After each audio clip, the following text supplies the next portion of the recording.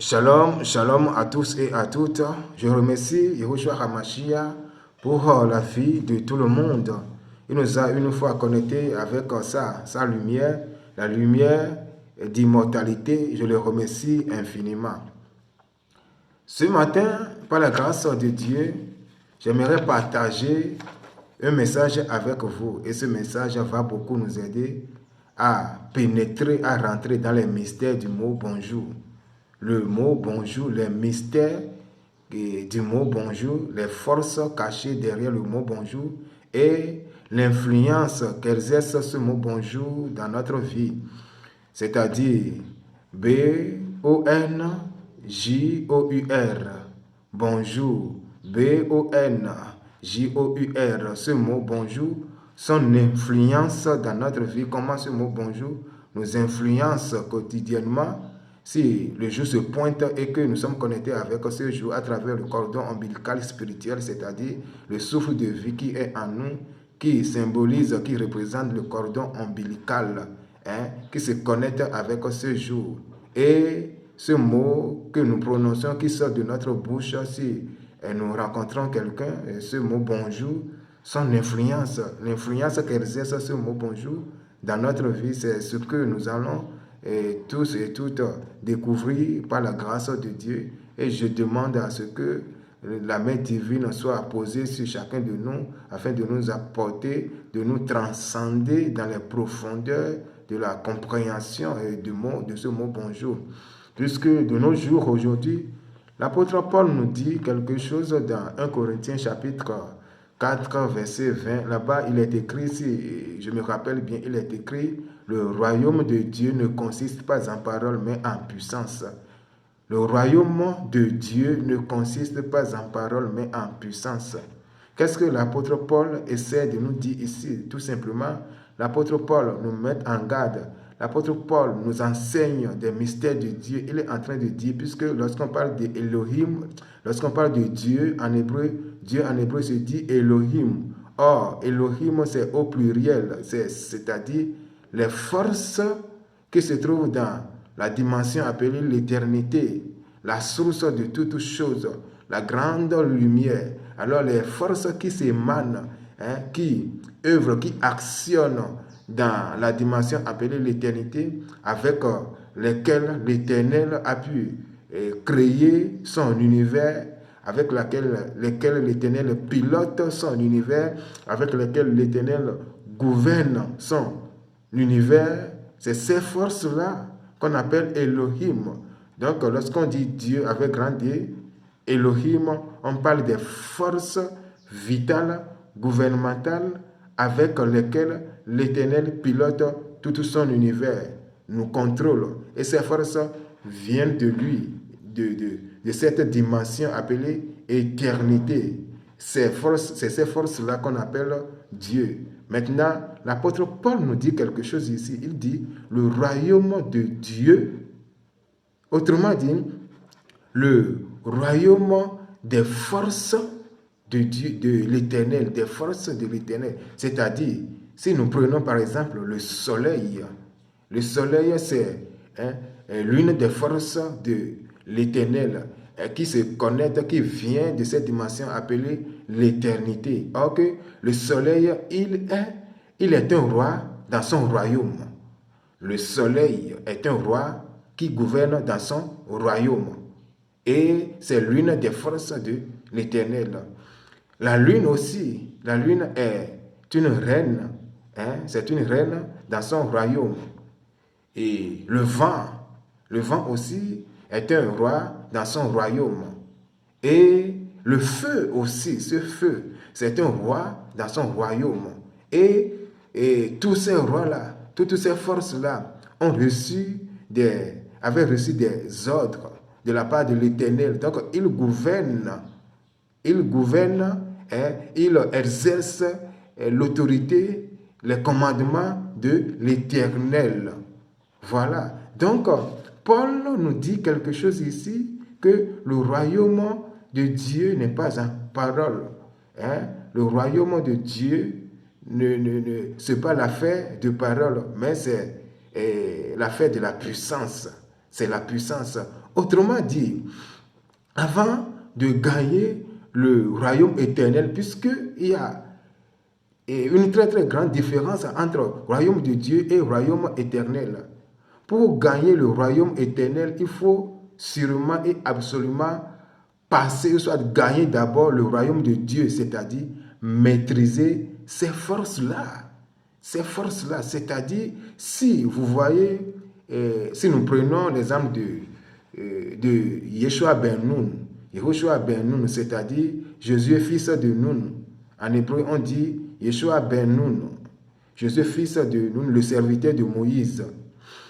Lorsqu'il était en guerre, lorsqu'il faisait la guerre avec les Amalécites, et à ce que le soleil, ce roi qui voulait rentrer dans son palais, Yeshua ben Nun, puisque il avait maîtrisé ce pouvoir, il avait maîtrisé ce roi, il connaît ce roi-là, alors il savait très bien que s'il ne parle pas à ce roi et que ce roi rentre dans son palais, c'est-à-dire si le soleil rentre dans son enveloppe, alors il ne va pas exterminer les ennemis, ses ennemis. Il ne va pas gagner la guerre.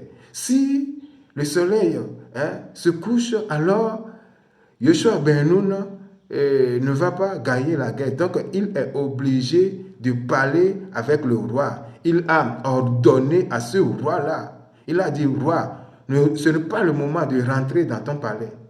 Ce n'est pas le moment de rentrer dans son enveloppe.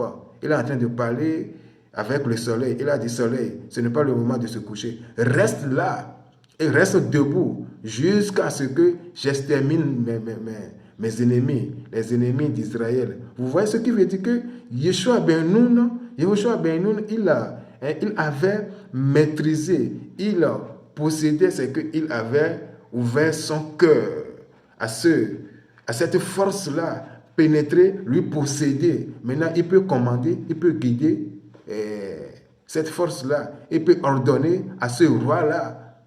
Le roi, il a dit, roi, ce n'est pas le moment de rentrer dans ton palais. Sors, puisque nous avons une guerre à gagner. Alors nous devons terminer ce que nous avions commencé. Alors, reste debout, éclaire-moi, que ces forces de Dieu, cette puissance de Dieu, ce pouvoir de Dieu soit sur moi jusqu'à cette onction divine, soit sur moi jusqu'à ce que j'extermine mes ennemis, j'extermine les ennemis d'Israël. Vous voyez? Donc c'est ce que Paul nous dit, que avant de gagner le royaume éternel, il faut d'abord gagner le royaume de Dieu. Il faut posséder ces forces-là, il faut maîtriser les forces, ces forces-là. C'est ce que Paul nous dit. Alors, ceci confirme lorsque Yehoshua HaMashiach nous dit, notre Seigneur Jésus-Christ nous dit, nul ne vient au Père que par moi. C'est-à-dire, Yehoshua HaMashiach, qui représente le réceptacle, le récipient, le vase de toutes les forces, les pouvoirs, les émanations, les énergies qui se trouvent dans cette dimension appelée l'éternité. C'est lui. Grâce à lui, tout a été créé. Il est la force que l'Éternel avait utilisée pour tout créer son univers. Alors, pour gagner cette place, cette dimension appelée le royaume éternel, il faut absolument et sûrement passer par lui. Il faut maîtriser ces forces-là. Il faut apprendre à se connecter avec eux, à communiquer avec eux, à ouvrir son cœur à eux, afin qu'ils puissent nous posséder. Cette puissance, c'est cette puissance qui va nous transcender dans le royaume appelé royaume éternel. Si tu ne mérites pas ces forces-là, ces pouvoirs-là, si tu ne casses pas la carapace, c'est-à-dire si tu ne pénètres pas dans les mystères, dans ces mystères, les mystères qui représentent cette carapace-là, cette coquillage-là, cette carapace, il faut d'abord casser cette carapace-là afin de pouvoir rentrer dans le royaume, afin de pouvoir posséder ces forces-là. Et avec ces forces-là, vont te transcender maintenant dans le royaume éternel. C'est ce que Yehoshua HaMashiach nous dit. Nul ne vient au Père que par moi. Donc, aujourd'hui, la parole, le royaume de Dieu ne consiste pas en la parole. Aujourd'hui, nous devons rentrer dans les mystères. Aujourd'hui, ce n'est pas le moment de prêcher et de faire des comédies, de prêcher pour que les gens rient. Non, aujourd'hui, c'est de révéler la réalité, les mystères à ces gens-là. Alors, si ces gens-là ont des problèmes, alors eux-mêmes, ils peuvent s'auto-délivrer, s'auto-guérir. S'ils connaissent les mystères, ils peuvent s'accrocher à ces mystères-là. C'est la raison pour laquelle, par la grâce de Dieu, nous allons voir les mystères du mot bonjour. Ce mot qui sort de notre bouche, qui ne vient pas de nous. C'est l'Éternel qui s'exprime. C'est l'expression de l'allégresse, de la jouissance de l'Éternel à travers nous. Nous ne sommes que les instruments que l'Éternel utilise pour pouvoir faire passer sa lumière d'immortalité dans l'univers. Il est écrit que l'Éternel a tout créé et il a mis une vie de l'éternité dans le cœur de toutes choses, c'est-à-dire une vie d'immortalité dans le cœur de toutes choses.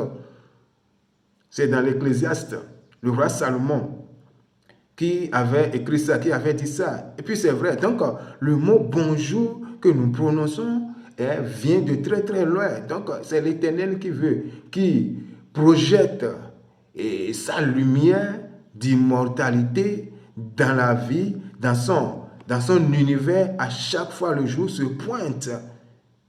Il veut que son univers soit toujours éternel, puisque lui-même il est éternel. Donc il nous utilise puisque nous sommes créés dans son image et dans sa ressemblance. Voilà ce que l'Éternel fait. C'est la raison pour laquelle il est formellement interdit spirituellement, sur le plan spirituel, de se manquer de se dire bonjour réciproquement. Si quelqu'un te salue, te dit bonjour, si tu ne réponds pas et que tu te tais, alors tu violes l'un des commandements de l'Éternel les plus puissants.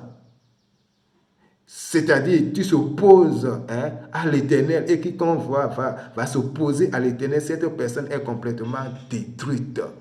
C'est la raison pour laquelle nous devons comprendre ces secrets-là et cette dimension-là et s'attacher à cette dimension. Le mot bonjour. Et je suis venu ce matin, nous allons voir à travers les codes, à travers les codes bibliques, nous allons pouvoir décoder, puisque la parole de Dieu, toute la parole de Dieu a été voilée. L'Éternel a sciemment voilé tout ça, toute la parole, toute sa parole. Et chacune de ces lettres en hébreu, chacune de ces lettres hébraïques ne sont pas juste des lettres. Ce sont des ADN de Dieu, des ADN de Dieu. Une de ces lettres peut nous transcender dans les profondeurs de Dieu. Si nous prenons une seule lettre de l'alphabet hébraïque, alors dans cette lettre, nous allons découvrir d'autres lettres. Si nous pénétrons dans le cœur d'une seule lettre, une seule lettre engendre d'autres lettres. Ainsi de suite jusqu'à ce que tu vas avoir de la vertige. Ainsi de suite jusqu'à ce que tu ne vas pas avoir la fin de cette lettre-là. Une seule lettre représente en quelque sorte le réceptacle de tous les secrets de Dieu. Une seule lettre engendre des fleuves et des fleuves intarissables, infinis d'autres lettres. Une chaleur en cache d'autres chaleurs. Une vibration en cache d'autres vibrations, une lumière en cache d'autres lumières. Voilà une seule lettre de l'alphabet hébraïque. C'est la raison pour laquelle moi je dis toujours que l'alphabet hébraïque, ou soit la langue hébraïque, c'est la clé qui décode les mystères de Dieu. Si tu vas comprendre les secrets qui se cachent derrière chacune de ces lettres, chacun de ces versets, toute la parole de Dieu, les textes sacrés, il faut sûrement s'attacher à cette dimension appelée la langue hébraïque. C'est la langue hébraïque qui décode les mystères de Dieu, qui casse ces carapaces-là, les mystères-là, qui va te faire pénétrer dans les mystères de Dieu, et tu vas pouvoir comprendre maintenant ce que l'Éternel veut nous dire nous enseigne à travers ces écritures-là, à travers ces formes-là, qui n'est rien d'autre que son ADN qui va nous conduire dans ces profondeurs et nous allons pouvoir comprendre l'image de Dieu que nous sommes, l'image invisible, et puis nous allons pouvoir comprendre l'image visible que nous avons. Donc, et je suis venu rapidement, qu'est-ce que nous allons voir? Nous allons rentrer dans la parole de Dieu, dans le livre de la Genèse, Genèse chapitre 1, du premier verset, Genèse chapitre 1, nous allons voir du 3e verset au 4e verset. C'est là-bas où nous allons découvrir tous ensemble maintenant les mystères qui se cachent derrière le mot bonjour.